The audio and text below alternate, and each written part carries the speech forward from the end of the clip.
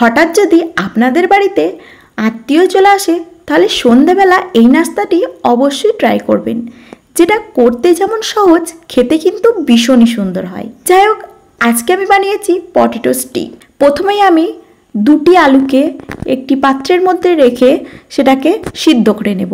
আলুগুলো সিদ্ধ হয়ে যাবার পর একে একে প্রত্যেকটি আলুর খোসাগুলো আমি ছাড়িয়ে নেব।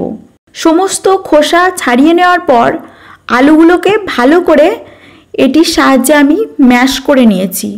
আলুগুলো কিন্তু ভালোভাবে ম্যাশ করে নিতে হবে যাতে একটুও গোটা গোটা না থাকে।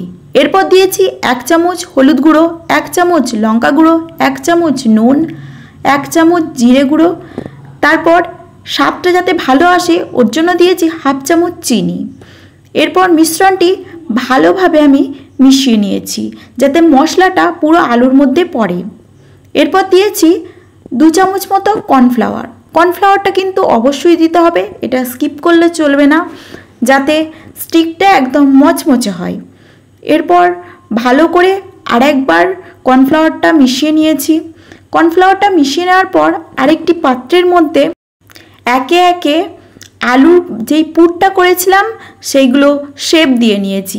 আমি এখানে লম্বা লম্বা শেপ দিয়েছি, আপনারাও কিন্তু এই শেপটা দেওয়ারই চেষ্টা করবেন, তাহলে জিনিসটা সুন্দর দেখতে লাগে।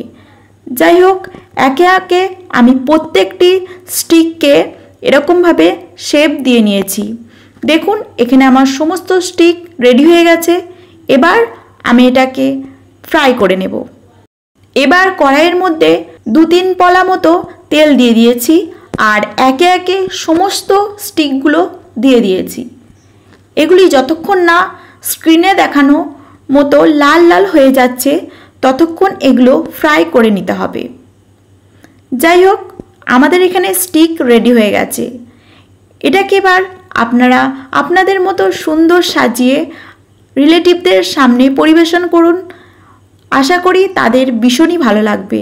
আর আপনাদের এই রেসিপিটি কেমন লাগলো আমাকে অবশ্যই কমেন্টে জানাবেন। আপনারা যদি কোনো নতুন ধরনের রেসিপি দেখতে চান তাও আমাকে কমেন্টে জানাতে পারেন।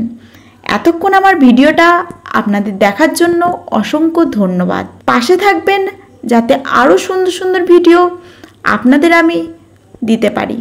যাই হোক, আপনি যদি আমার চ্যানেলে নতুন হয়ে থাকেন অবশ্যই চ্যানেলটি সাবস্ক্রাইব করবেন আর লাইক, কমেন্ট, শেয়ার করতে ভুলবেন না।